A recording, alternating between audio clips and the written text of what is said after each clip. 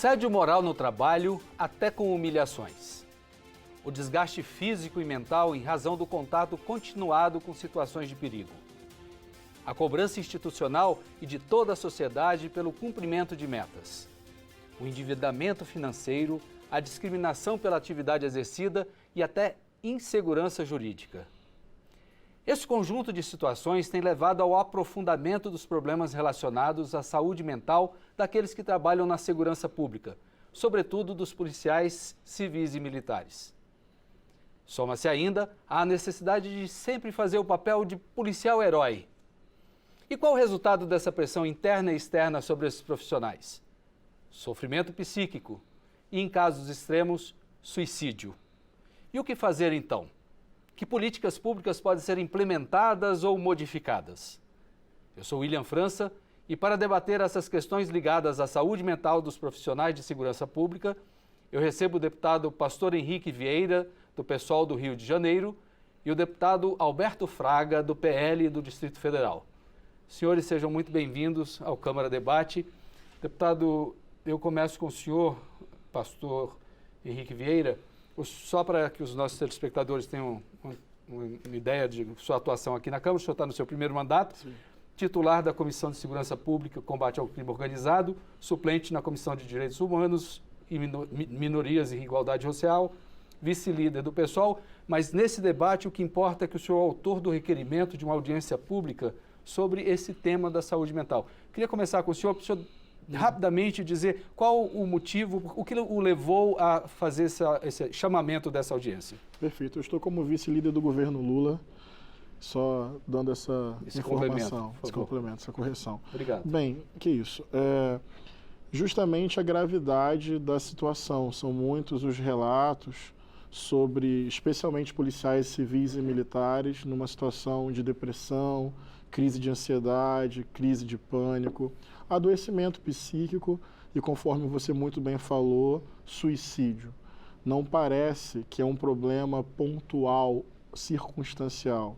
Tem uma lógica de funcionamento da segurança pública que está levando a um adoecimento crônico e estrutural dos policiais. Então, por isso que eu pedi uma audiência para a gente poder ouvir especialistas, ouvir representantes das polícias, ouvir o governo, ouvir psicólogos e psicólogas, para a gente fazer um diagnóstico correto sobre essa situação e buscar as melhores soluções. Ter uma das polícias que mais mata e morre no mundo, numa lógica de enfrentamento e letalidade, eu acho que é um dos caminhos para a gente entender o que está acontecendo. Né? Essa lógica de segurança pública baseada na reprodução da violência, no encarceramento em massa e na letalidade, uma expectativa que a polícia seja violenta e eficaz.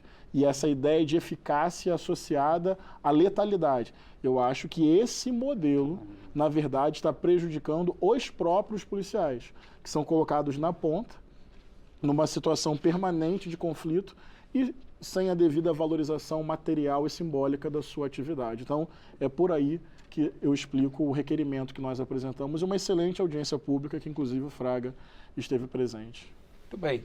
Já passando a palavra ao nosso outro convidado, deputado Alberto Fraga, o senhor está no seu 5º mandato aqui na Câmara. O senhor é um policial militar de carreira. Na Polícia Militar, o senhor exerceu diversos cargos, o senhor foi comandante da Companhia de Policiamento aqui do Distrito Federal, comandante da Escola de Formação de Soldados, e aí eu quero saber... De oficiais também, e comandante do Trânsito.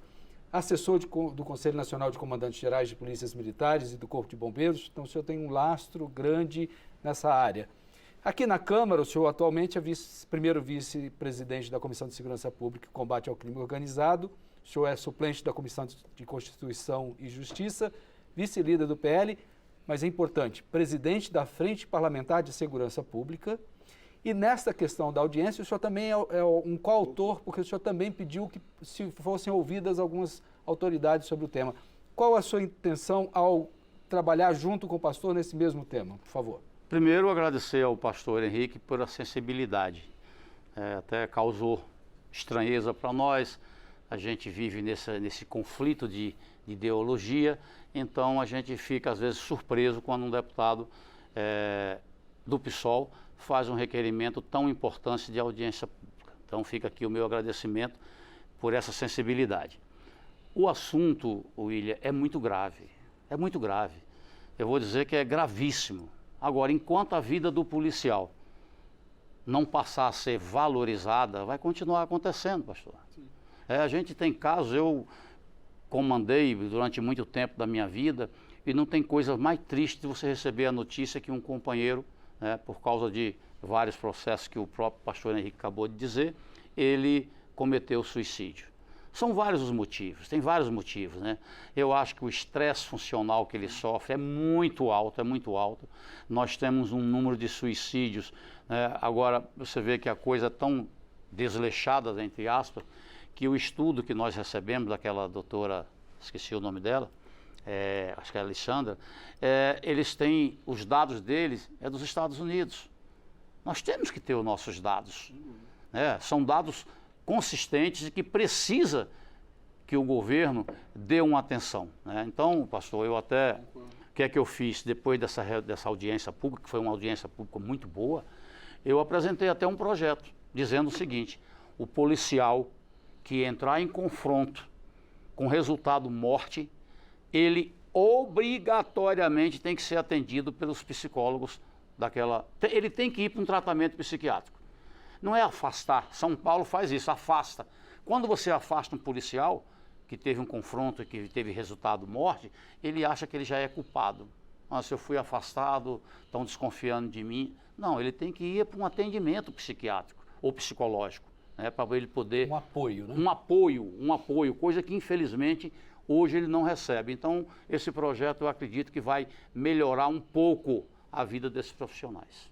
O senhor falou da falta de dados, e já já a gente vai entrar nesse assunto, mas algumas entidades têm feito alguns estudos com base nos poucos ou nos dados incompletos que existem por aí. Sim. Um deles é o Fórum de Segurança Pública, e eu vou me permitir, eles fizeram algumas perguntas sobre a questão dos policiais. Eu queria mostrar uma arte aqui que pode alimentar a nossa conversa um pouco, que sustenta esses números que a gente vem falando aqui. Segundo o Fórum, um trabalho agora de 2022, a realidade dos profissionais de segurança pública, pelos dados aqui, 75,6% sofrem ameaças em serviço e 53,1% fora do serviço, isso é muito importante destacar. 65,7% já foram discriminados por serem profissionais de segurança pública. 63,5% são vítimas de assédio moral ou humilhação no ambiente de trabalho. E 73,8% dos policiais militares citam que já foram objeto de discriminação, isso de um ponto geral. Isso é um levantamento de 2022 que não leva em consideração todo o país, por quê? Algumas unidades da federação não passam dados. Exato. E uma delas, que me causou até surpresa, é Minas Gerais, que tem um contingente bastante importante. Sim. E tem zero informação. E é uma grande polícia. Só que tem zero informação. Não se sabe o que acontece com os policiais nesse aspecto da saúde mental, ou mesmo de uma morte, ou por que eles morreram, ou o que levou a essa morte. Mas, enfim, isso é com os senhores agora. Quem gostaria de falar, fica à vontade. Posso comentar, Fran? Pode. Pois é, assim, são dados dramáticos. Primeiro, perceber que mais de 60% dos policiais falam sobre humilhação e assédio dentro do ambiente do trabalho. Então, isso acende uma linha de atuação, que é a formação desses policiais. Inclusive, lá no Rio de Janeiro, muitas vezes tem denúncia de maus tratos, tortura, esgarçamento das condições físicas. Então, algo aponta que a própria formação está sobrecarregando esse indivíduo. E insisto, numa lógica de violência, bem contra o mal, tem que resolver na base da bala, eu acho que isso não melhora os indicadores de segurança e coloca esses profissionais num ambiente muito hierárquico, verticalizado. E vou colocar um tema na mesa: machista. Tem uma masculinidade aqui, numa lógica de domínio, de controle, de eu sou forte, que sequer esse indivíduo pode admitir que está com medo, que está se sentindo sozinho, que está se sentindo desvalorizado. E você vai represando, o efeito final disso pode ser a depressão e o suicídio. Então, essa cultura de uma masculinidade violenta, associada a uma hierarquia rígida, também gera esse tipo de resposta que os próprios policiais estão dando. Não são 30% ou 40%, são 65% dizendo: estou sofrendo hostilidade no ambiente de trabalho. Esse é um ponto que eu acho que nós precisamos refletir para humanizar a formação desse indivíduo e criar um ambiente em que reconhecer a sua própria fragilidade não seja um problema. Inclusive, acho que mais um encaminhamento, Fraga, que a gente pode pensar junto enquanto comissão, é aquele questionário que o FAUR falou, de fazer um mapeamento, de repente até anônimo, para que cada policial possa dizer o que lhe aflige. E a partir desse dado, você pensa uma política de acompanhamento psicológico desses profissionais. Então, acho que são vários fatores para a gente pensar a saúde física e emocional desses indivíduos que, no fundo, são trabalhadores, às vezes mal pagos, desvalorizados, fazendo conta de sobrevivência, aluguel, remédio ou transporte, pegando uma arma, indo para a rua. Difícil não adoecer se continuar nessa lógica. O senhor, como comandante de academias, tanto de soldados quanto de oficiais, queria ouvir o senhor. Olha, a humilhação e o assédio, infelizmente, ela faz parte da formação militar. Agora, é bom dizer também que hoje em dia mudou muito, né? Hoje em dia a formação, eu me recordo que a minha corporação aqui, nós somos a primeira polícia militar a colocar nos currículos os direitos humanos. E obrigávamos o pessoal, então tem que haver esse tipo de coisa. O grande problema, e aí eu quero que o pastor Henrique entenda, e você e os nossos telespectadores entendam, que é o seguinte: tem que ser rígido? Infelizmente tem que ser. Você imagina você um bombeiro ou você um policial militar na linha de frente, o oficial diz assim: vamos entrar naquele beco tem arma lá porque vai atirar de volta. Se esse militar não imaginar que pode sofrer qualquer tipo de represália, olha só, porque não entrou, imagina no incêndio, que é o exemplo melhor do que bala, como diz o pastor Henrique. No incêndio, a casa pegando fogo, aí o tenente fala assim: vamos entrar. Aí tem um que fala assim: não vou entrar não. Eu tenho risco ali de morte, não vou entrar. Quer dizer, esse tipo de comportamento exige que tenha algo que venha controlar esse tipo de conduta. Sim. E aí, infelizmente, isso é obrigatório. É evidente que eu não estou falando aqui dos excessos, né? Eu acho que o policial ele tem que ter uma formação, mas esse policial ele tem que ter o lazer dele, ele tem que ter a sua folga, ele tem que ter bom salário, plano de carreira decente. E uma das maiores tristezas que eu tive nessa legislatura agora, no início do nosso mandato, né, a gente passou, pastor Henrique, 22 anos para aprovar a lei orgânica das polícias militares, civil e corpo de bombeiro. E o governo, de forma inexplicável, vetou. A lei da polícia militar tem 70 artigos, o governo federal vetou 61 dispositivos, não é artigo, dispositivo. E coisa que você traz uma estabilidade, o acompanhamento psicológico é obrigatório, jurídico, uma série de coisas que vai dar tranquilidade ao policial no exercício da sua profissão, já que ele já não, como se não bastasse, ele não tem a simpatia do povo. Hoje eu acabei de falar um pronunciamento na tribuna, agora, 40% da população não confia na polícia militar. E nos estados do Nordeste, 46% não confia. Imagina você, um pai de família, sair de casa, não sabe se vai voltar e ter que conviver com esse tipo de tratamento. É difícil, pastor, é difícil. É uma profissão que merece a atenção do Estado e não o desprezo. Eu posso comentar? Por favor, claro. Não, eu quero comentar algum nível de rigidez, eu entendo pela natureza da função. Sim. Concordo. Sim. E acho que o Fraga também quis dizer isso. Rigidez num processo de disciplina não deve significar assédio, tortura ou violação de direitos fundamentais. Mas só para também dialogar com a fala do Fraga, algum nível de rigidez pela natureza da função, especialmente se for ostensiva, eu entendo. Mas para dialogar ainda mais com a fala do Fraga, eu fico me perguntando se no fundo a gente não deveria pensar uma reforma do sistema policial brasileiro, porque a ideia de uma polícia exclusivamente ostensiva, estou me referindo à polícia militar, eu não acho isso uma boa ideia.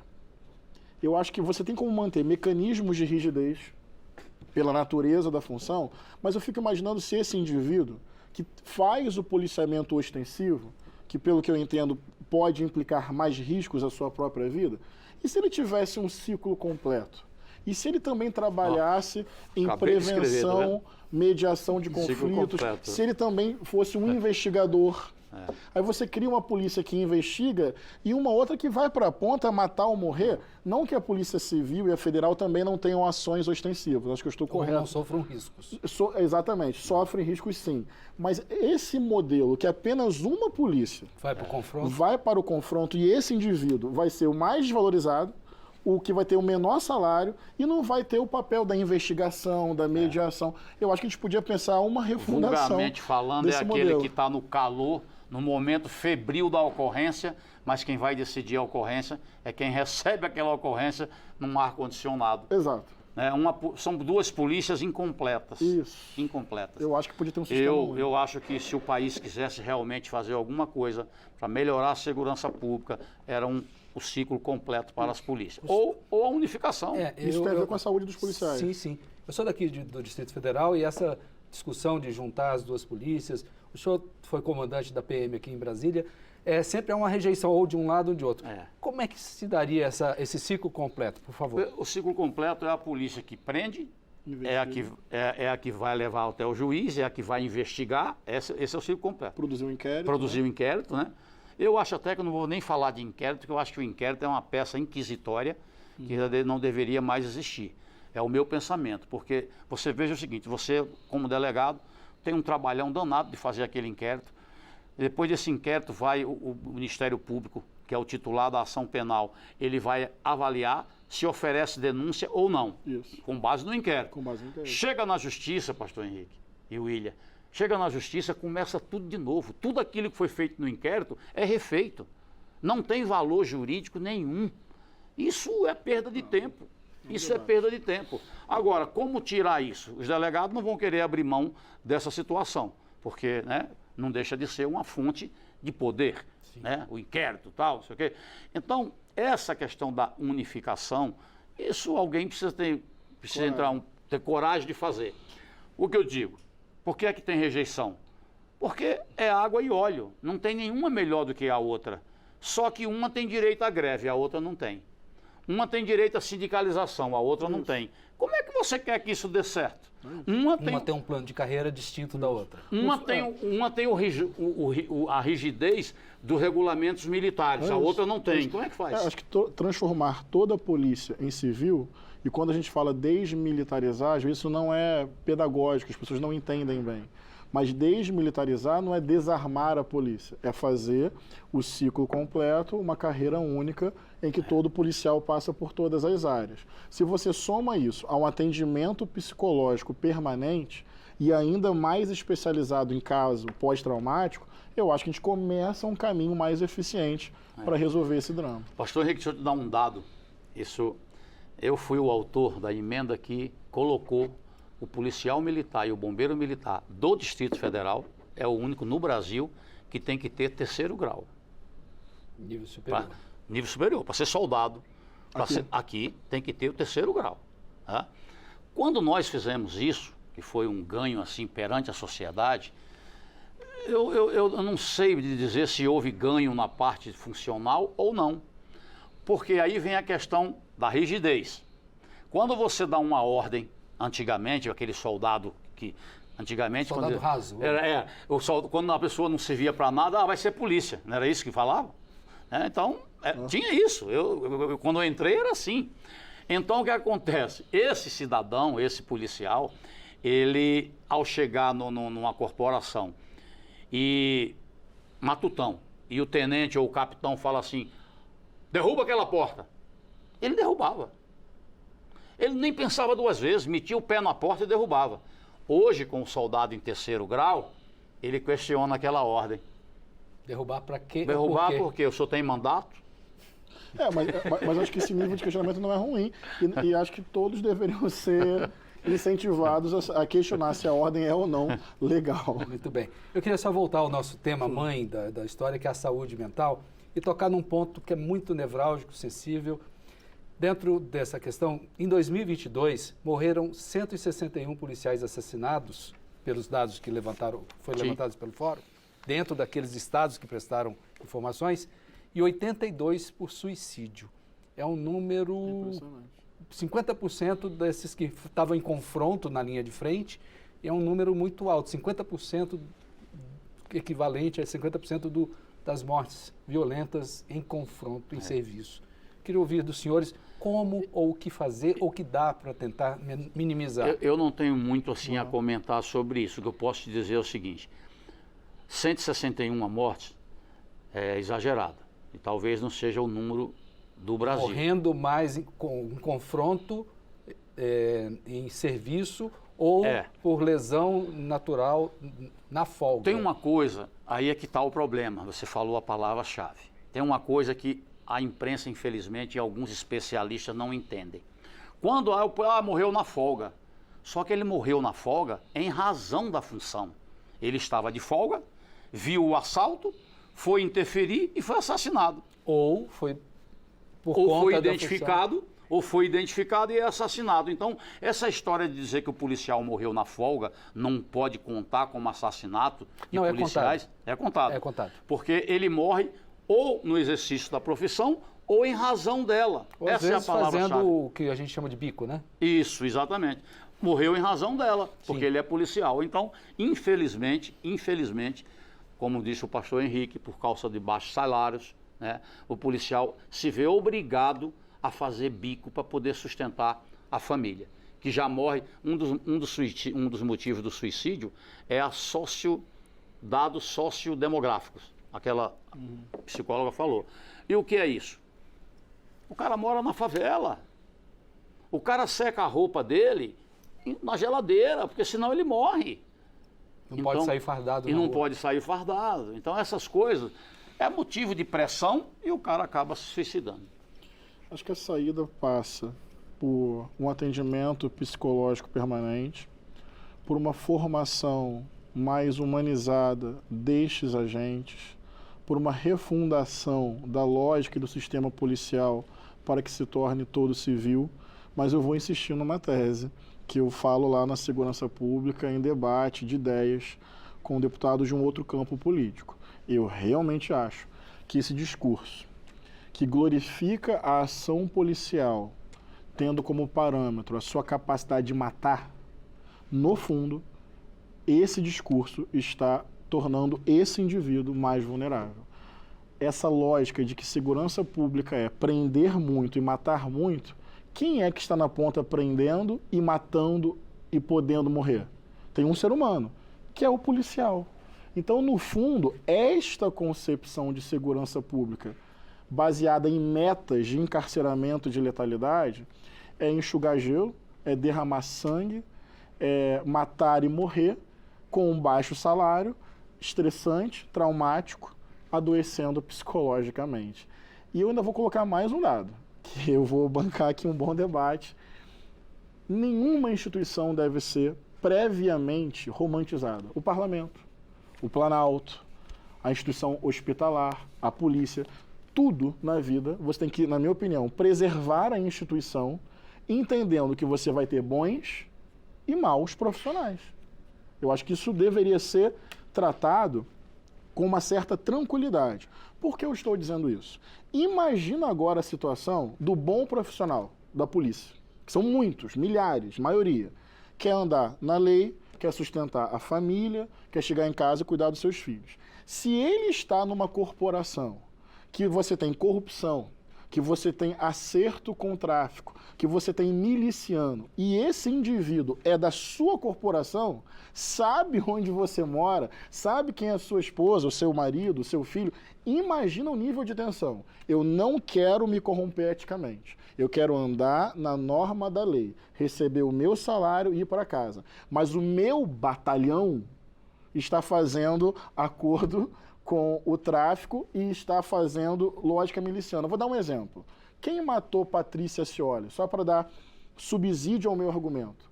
policiais militares do batalhão de São Gonçalo, que estava completamente tomado por uma lógica miliciana. Imagina o policial desse batalhão que não quer se corromper com isso. O nível de medo, porque o inimigo está dentro da própria corporação. Por que eu estou dizendo isso? Controle externo sobre a atividade policial para separar o joio do trigo e punir os agentes que agem fora da lei se associando ao crime, eu também acho importante. Deputado, eu agradeço. Nós estamos com o nosso tempo estourado. Eu quero só uma rápida consideração final do senhor respondendo a ele, por favor. Bom, eu não acredito mais nessa assertiva que a polícia sai para matar. Isso já ficou para trás. Nós temos corporações com problemas? Temos. A situação do Rio de Janeiro é uma coisa gravíssima, né? E eu aqui, olha, nós chegamos a um tempo aqui em Brasília que a gente proibiu os policiais, a polícia daqui de fazer curso no Rio. A situação do Rio de Janeiro é lamentável. E eu digo a você, sem medo de errar, independente daqueles casos de corrupção, que a gente sabe que tem muito, que o melhor policial, o policial mais operacional do Brasil é o carioca. Operacional porque ele está direto ali no confronto, é o dia a dia dele, coisa que aqui em Brasília é raro ter o confronto com o crime organizado. Então isso tudo é um grau de muito alto de que esse homem se sinta, vamos dizer assim, pressionado e possa acometer o suicídio. Senhores, gostaria de agradecer demais a participação de todos dos senhores. Aqui o assunto rende muito mais, mas nosso tempo estourou.